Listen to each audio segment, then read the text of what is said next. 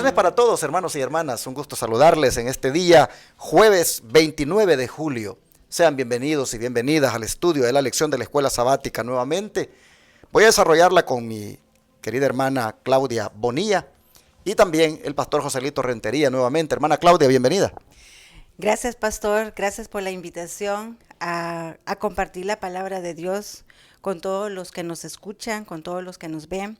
Es una palabra que lleva una enseñanza tan grande y tan directa al corazón del que quiere ser aceptado. Amén. Pastor Joselito, bienvenido nuevamente. Gracias una vez más, pastor, por esta invitación nuevamente a la lección del día jueves. Y yo me siento contento una vez más con Dios por esta oportunidad que nos concede. Pues qué bonito es participar del estudio de la palabra de Dios. Espero que la bendición que nosotros recibimos al estudiar la Biblia en la lección, en los proyectos de la lección también sea de bendición para nuestros amigos y nuestros hermanos. Ya se están acercando las horas santas del sábado y este servidor está gozosamente invitando a la audiencia de Advenimiento TV, canal 52.7 en Dallas, como también de Radio Advenimiento en la frecuencia 990M en Dallas, para que vengan y adoren a Dios con nosotros en el 210 East 6th Street, Irving, Texas 75060. Allí se congrega la Iglesia Advenimiento del Séptimo Día de los Tres Ángeles, la Iglesia Central, y allí estaré predicando este sábado. Así que, amigos televidentes y radioyentes, atiendan la invitación del Señor a congregarse en el sábado y a exaltarle, porque Él es el Dios Todopoderoso, el Creador del cielo y de la tierra. Será para mí un privilegio presentar otro mensaje más de verdad presente. Les esperamos a todos. Bueno, vamos a pedir la bendición del Señor, como siempre. Pastor Joselito, por favor, si ora. Bendito Padre Celestial, gracias por ser nuestro Padre. Como sus hijos nos acercamos hoy, Señor, a su presencia, agradecidos por la vida de este día. Gracias porque nos da el privilegio, la oportunidad de estudiar su palabra. Le pedimos, Señor, que en el estudio de la lección de la escuela sabática, que nos ha dejado sin duda alguna una enseñanza muy positiva en nuestras vidas, le pedimos, Señor, que el estudio de hoy también no sea la excepción. Que sea una bendición para nosotros y para nuestros hermanos, Señor. Que su palabra sea el aliciente que necesitamos y que nuestra vida espiritual pueda fortalecerse. Todo esto lo pedimos en el nombre de Jesús. Amén. Amén. Realidad y enfoque es el subtítulo de la lección de hoy. Y comencemos con la primera pregunta. Para usted, Pastor Joselito, véame, por favor, qué llamamiento hecho a los atenienses es un recordatorio aleccionador para nosotros, a quienes se nos ha confiado una luz mucho mayor que la suya y que vivimos en el tiempo del juicio investigador. Claro, veamos la lectura que nos da esta pregunta en el libro de Hechos, el capítulo 17, como hemos estado estudiando esta semana, el capítulo 17, y el versículo 29 al 31. Dice de esta manera: siendo pues linaje de Dios, no debemos pensar que la divinidad sea semejante a oro o plata o piedra, escultura de arte y de imaginación de hombres. Pero Dios, habiendo pasado por alto los tiempos de esta ignorancia, ahora manda a todos los hombres que en todo lugar a que se arrepientan, por cuanto ha establecido un día en el cual juzgará al mundo con justicia, por aquel varón a quien designó, dando fe a todos, con haberle levantado de los muertos. Claro que sí, podemos en esta lección, en esta lectura, ver que el llamamiento que se le hizo a los atenienses de dejar de adorar a esos dioses falsos y después de haber vivido una vida en el paganismo, pues se les hace el llamado al arrepentimiento. Ahora que conocieron el Evangelio, se les hace el llamado al arrepentimiento, porque dice que Dios ha pasado por alto esos pecados que en la ignorancia se encontraban y que ahora se arrepientan. Porque algo muy importante cita aquí, porque Dios dice ha establecido un día en el cual juzgará al mundo con justicia por medio de Cristo. Está hablando. Queremos también nosotros saber que en esta lección también tenemos, en estos versículos tenemos también una lección para nosotros. Pues no ignoramos que ese tiempo, ese día, ese tiempo de juicio que se ha establecido ya está en proceso, ¿no? Y tenemos que buscar, tenemos que aceptar también el llamado de pues recibir ese llamado al arrepentimiento. En ese llamado que se le hizo a los atenienses también nosotros tenemos una lección importante, porque pues vivimos en un tiempo donde el sumo sacerdote, que es Cristo Jesús en el santuario celestial, está haciendo la obra de expiación, y debemos vivir en armonía con esa verdad. Y sabemos que como adventistas tenemos esa verdad del santuario que nos muestra que esa obra comenzó en 1844, derivada de la profecía de Daniel 8:14 de los 1300 tardes y mañanas. Podemos encontrar que realmente esa obra de ese día que Dios estableció, ahí se cumplió, ahí estuvo su proceso desde entonces, y aún estamos, podemos decir, en los últimos momentos de ese juicio. Y precisamente, hermanos, por eso, porque estamos ya en este juicio investigador que comenzó en 1844, el llamado de Dios a arrepentirse es, hermanos, urgente y solemne. Nosotros debemos proceder al arrepentimiento. Nosotros, hermanos, no sabemos en qué momento hemos de comparecer ante el tribunal de Cristo. No sabemos en qué momento el juez de toda la tierra hará un juicio sobre nosotros. Y por lo tanto, bueno es que procedamos al arrepentimiento, que los tiempos de la ignorancia que Dios ha tolerado pasándolos por alto, hermanos, no sigan estando allí por parte nuestra todavía viviendo en ellos, sino que estemos, hermanos, viviendo a la altura del tiempo que nos ha tocado vivir, que es ya el último tiempo. Miren, dice que el que va a juzgar con justicia al mundo es aquel varón a quien designó, dando fe a todos con haberle levantado de los muertos. Amén. Jesucristo, hermanos y hermanas, es nuestro intercesor, es nuestro abogado. Pero llega el momento en que conforme va agarrando el caso de cada quien en el juicio, se convierte en un juez. Oh, hermanos y hermanas, ¿cómo les gustaría a ustedes salir cuando el juez de toda la tierra, llamado Jesucristo, agarre su nombre y comience a juzgarle según lo que haya hecho mientras ha vivido? Oh, hermanos, qué lamentable sería que se dé un veredicto de condenación por no arrepentirnos de nuestros pecados, por no dejar esa vida pecaminosa. Miren, Pablo le está haciendo ver esto a los atenienses. Pablo les ha llevado el tema del juicio a los atenienses y les está haciendo ver que se arrepientan. Por eso dice que este es un llamamiento que es importante que lo recordemos nosotros ahora que vivimos en esta época de juicio investigador, que es la primera etapa del juicio final. El Espíritu de Profecía, hermana Claudia, ¿qué nos dice para reforzar más esto en el conflicto de los siglos, página 536? Dice, antes de entrar en la mansión de los bienaventurados, todos deben ser examinados respecto a su vida, su carácter y sus actos. Deben ser revisados por Dios. Todos deben ser juzgados con arreglo a lo escrito en los libros y recompensados según hayan sido sus obras. Este juicio no se verifica en el momento de la muerte. Notad las palabras de San Pablo. Por cuanto ha establecido un día en el cual ha de juzgar al mundo con justicia por aquel varón al cual determinó delante, dando fe a todos con haberle levantado de los muertos. Esto está en Hechos 17:31.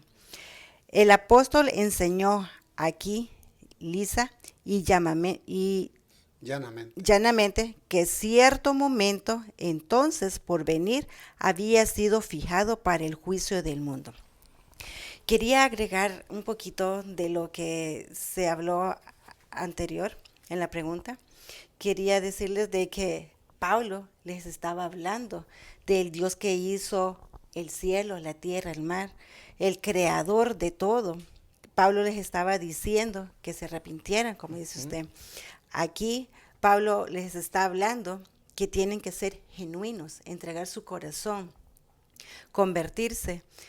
A ellos eran, como eran tan, se caracteriza que ellos eran tan inteligentes, que eran tan estudiosos y que ellos siempre querían aprender más y más. Cuando oyeron a Pablo, cuando él estaba hablando, a ellos les interesó muchísimo. Entonces él les hizo el llamamiento. Pero cuando se les habló acerca de este plan de salvación, ellos no estaban dispuestos a dejar sus ídolos, a dejar lo que ellos estaban adorando. Lo mismo sucede con nosotros ahora. ¿Qué tan dispuestos estamos a dejar todo por amor a Dios? Queremos ser convencidos, estamos convencidos de que hay un Dios que dio su vida por nosotros. Entonces, aquí va a ser un juicio. Nuestras vidas va a haber un momento que se van a detener y van a ser examinados detenidamente. Y va a ser como una película que va a ser pasado todo lo que hemos hecho. También tenemos a este gran juez que va a interceder, que va a estar ahí, y tenemos alguien que nos va a estar acusando, que es Satanás. Tenemos testigos que son los ángeles. Pero nosotros que hemos conocido, tenemos que estar seguros de que vamos a tener este don que Dios nos ha dado, que Él murió por nosotros, para que nos arrepintamos y ya dejemos eso y nos entreguemos a Dios. Entonces eso va a ser perdonado, va a ser olvidado lo malo que se ha hecho y que ahora tenemos una nueva vida en Cristo Jesús. Interesante que la Escritura diga que ha establecido un día en el cual se ha de juzgar al mundo con justicia. Ha establecido un día. Nosotros sabemos, como adventistas del séptimo día, que el día 22 de octubre de 1844, en cierta manera fue el establecimiento de un día para iniciar el juicio final en su primera etapa. Y en cada vez que él toma el expediente de uno de sus hijos, empezando desde Adán para acá, para esa persona, cuando es tomado su caso, su expediente, se está estableciendo su día de juicio. Llegará el momento en que el Señor también, hermanos, ha establecido en que vendrá mi día, donde compareceré ante Él. Y cuán importante es que cuando eso llegue, yo tenga, mis hermanos, una actitud ya de arrepentimiento de toda mi vida antigua, de mi pecado, y esté, hermanos, con ese vestido que Él me ha dado, como es el vestido de su justicia, la vestidura blanca, hermanos. Cuán importante es que nosotros encaremos con seriedad este asunto del juicio. Cuando los atenienses oyeron aquello, ¿cuál fue la reacción? ¿Cuál fue su actitud ante el tremendo mensaje que Pablo les estaba dando? Hermana Claudia, por favor, díganos cómo concluyó la labor de Pablo ahí en Atenas. Pastor, perdón, ¿Sí? No sé si quería comentarles que la manita leyera este versículo porque el punto que se está tratando del juicio es muy importante por la razón que muchas iglesias ignoran. El cristianismo ignora esta verdad. No que la ignora, que va a haber un juicio para todos. Todos sabemos, muchos hasta los católicos saben que todos van a ser presentados ante el tribunal. Corintios capítulo 5, versículo 10 dice que es necesario que todos compadezcamos al tribunal de Cristo para responder conforme sea nuestras obras mientras estamos en la vida, sea bueno o sea malo. Y todos saben, todo el mundo sabe que va a responder en el tribunal de su vida pasada, pero ignoran cuándo es ese día. Y esta verdad pues es muy clara en la Escritura. Creo que nos expanderíamos bastante en ese tema, pero es necesario notar que la palabra de Dios sí menciona que vamos a ser juzgados. Eclesiastés lo dice. También lo dice, el sábado en Eclesiastés, y también lo dice en ese versículo de Proverbios 28:13, cuando dice que el que encubre sus pecados no prosperará, más el que los confiese y se aparta de ellos alcanzará misericordia. Nos habla de un arrepentimiento y un apartamiento del pecado. Y es necesario que como seres humanos entendamos que esta verdad del juicio es muy solemne, el tiempo en que vivimos, porque es una verdad donde se decide la muerte eterna o la vida eterna. Y qué importante sería que todos el cristianismo investigaran la Escritura y viéramos ver que ese juicio está por terminar en el santuario celestial. Cristo está haciendo esta obra de expiación en el santuario celestial, en el lugar santísimo, y pues cuando el Señor termine esta obra, pues se terminará, por decir así, ese juicio. Y Apocalipsis lo menciona bien claro, que viene y se termina el tiempo de gracia, cuando el Señor menciona esas palabras, donde dice en el capítulo 22, donde dice que hecho es.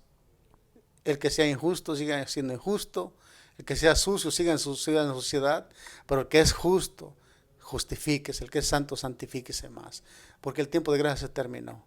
Y más enseguida el Señor dice, he aquí vengo en breve para dar a cada uno según fuere su galardón. El galardón que se adjudicó en ese juicio para cada persona. Bueno, ¿qué le parece si lee entonces para ver la reacción que hubo ante aquel mensaje? Claro que sí, pastor. Dice, pero cuando oyeron lo de la resurrección de los muertos, unos se burlaron y otros decían, ya te oiremos acerca de esto otra vez. Y así, Pablo salió en medio de ellos. Mas algunos creyeron, juntándose con él, entre los cuales estaba Dionisio, el Areopagita, una mujer llamada Damaris y otros con ellos. Aquí estamos viendo que Pablo se detuvo cuando les estaba hablando, y se detuvo no porque no pudiera seguir hablando con ellos, sino porque se empezaron a burlar, lo empezaron a acosar. Pero aquí estamos viendo también de que hubieron unos de que sí se creyeron, se juntaron con él. En este lugar estaba este hombre, se menciona Dionisio. ¿Quién era Dionisio? Este era un hombre importante de los que se reunían en este lugar. También dice que estaba Damaris. Estas no eran cualquier persona, eran personas muy ilustradas, muy doctas en conocimiento. Ellos como eran unas personas que siempre estaban abiertas a querer aprender más, a querer conocer más. Y cuando oyeron a Pablo, pero cuando ya les habló en cuanto a la salvación, eso ya no les gustó. Entonces Pablo se fue, pero quedaron estas personas. Y donde quiera que Pablo iba, dejaba una iglesia, establecía una iglesia. Entonces aquí ya habían miembros en la iglesia. Él no se dio por vencido, él siguió con ellos también. Nosotros vemos que aquí nosotros en la iglesia se han abierto muchas iglesias. ¿Cuántas iglesias no se han abierto por escuchar la palabra de Dios? Porque han sido impresionados por el amor de Dios y han aceptado y se han apartado. Y ellos están buscando estudiar más. No cabe duda que los griegos, al igual que los saduceos de allá de Jerusalén, no creían en la resurrección. De manera que cuando escuchan de que van a ser juzgados por uno que ha resucitado de los muertos, se burlan. Se burlan y dicen, ya te oiremos acerca de esto otra vez. Es decir, hermanos, rechazan el mensaje, pero de allí mismo de la corte, de allí mismo, hermanos, de los encargados del tribunal, del Areópago, hubo uno. Como en los días de Cristo, que hubieron fariseos que se convirtieron a Cristo. Allí, hermanos, en el Areópago hubo uno de la corte, llamado Dionisio, que ese abrazó el mensaje. Así que nosotros vemos que siempre hay dos tipos de reacción ante la verdad. Una de rechazo por parte de unos y otra de aceptación por parte de otros. La palabra de Dios no vuelve vacía. Dionisio, Dámaris y otros más se unieron a Pablo. Hubo fruto. Aún, hermanos, en la idólatra Atenas, allí el Señor Jesús alcanzó almas para él. Allí, hermanos, podemos ver nosotros que el Espíritu Santo se movió en los corazones. A manera de conclusión, también el don profético, ¿qué nos va a decir, pastor? Sí, antes de leerla quisiera decir que qué triste manera de haber terminado de esa manera en Atenas, este mensaje que era una verdad muy clara para los atenienses. De esa manera como burlándose de la verdad. Es triste que haya terminado así, ¿verdad? Dice, Pablo buscó los resultados de su obra al concluir sus labores de la gran asamblea que había escuchado sus elocuentes palabras. Solo tres se habían convertido a la fe. Entonces él decidió que a partir de ese momento mantendría la sencillez del Evangelio. Estaba convencido de que la sabiduría del mundo era impotente para conmover los corazones de los hombres, pero que el Evangelio era el poder de Dios para salvar. Vemos aquí entonces que la sabiduría del mundo de nada sirve.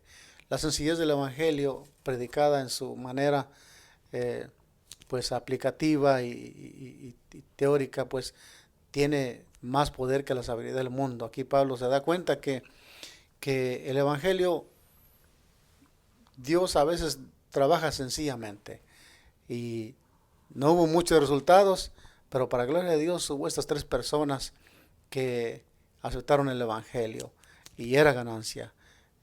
Creo que concuerdo con un pastor cuando dijo que, o no sé si el Espíritu, pero sí menciona que si un solo hombre hubiera Cristo venir a padecer este mundo, lo hubiera venido por un solo pecador. Perdón, pastor, quería opinar acá Sí. de esto. Leyendo este pedacito me conmovió mucho porque el Evangelio puede entenderlo, es sencillo, porque hasta un niño lo puede entender. Digo esto porque tengo un niño de 3 años y él puede pasar 1, 2 horas escuchando las prédicas del pastor enamorado. Un niño que todavía no tiene madurez. ¿Cómo puede tener él esto? Que le pueda impresionar. Hasta un niño puede entenderlo. Entonces, cuanto más una persona adulta, si se deja impresionar por Dios, si se deja tocar por Dios. Es un mensaje sencillo, que cualquiera lo puede entender. Como el más docto, el más instruido, como el más analfabeta, que aprende muchas veces a leer en la Biblia. Caso de eso es mi abuelo. Él no sabía leer y él aprendió a leer en la Biblia. Y él daba estudio. Cuando él murió, él lo sintió muchas personas porque él llevó muchas almas a Cristo. No era una persona preparada, pero Dios lo preparó y lo usó. Así llegamos al final del estudio de hoy, viendo la realidad que Pablo hizo que los atenienses entendieran cómo es que el juicio venía y también el enfoque que él pues tuvo en su disertación. Y miramos, hermanos, de que la sencillez en la manera de presentar el Evangelio pues tiene más, digamos, poder que, digamos, la elocuencia o el tener así como tanta palabra rebuscada. Pablo hizo alarde de su filosofía también, de su conocimiento, de su preparación académica con los atenienses.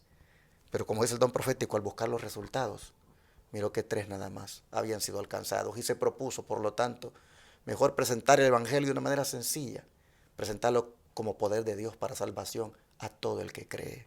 Así nosotros vamos ahora a concluir orando y pidiéndole al Señor que, tomando en cuenta la solemnidad del juicio que ya ha comenzado, hermanos, nos arrepintamos y vivamos sabia y piadosamente delante del Señor. Oremos. Te agradecemos, Señor, por mostrarnos en cuanto al enfoque que Pablo le dio a la predicación en Atenas y la realidad que presentó, ¿qué es lo que realmente, Señor, debe valorarse o tomarse en cuenta cuando se trata de predicar? Primeramente, se debe hablar de lo que es verdad presente para este tiempo, como es que un juicio ha comenzado, que Dios ha establecido un día para enjuiciar a los seres humanos, pero que ha empezado ya desde 1844 para acá. Señor, tenemos un mensaje que debe invitar a la gente a que se arrepienta, porque en cualquier momento este juicio de los vivos dará inicio. ¿Y cómo nos hallará si no nos hemos arrepentido? Te rogamos, por lo tanto, que lo prediquemos con la solemnidad que merece y al mismo tiempo, Padre, con la sencillez del Evangelio, para que la gente lo abrace y la gente, Señor, se entregue a Jesucristo y de esa manera, arrepentidos de sus pecados, vivan sabia y piadosamente. Esto te lo pedimos que sea con nosotros primeramente. Así te lo rogamos en el nombre de Jesús. Amén.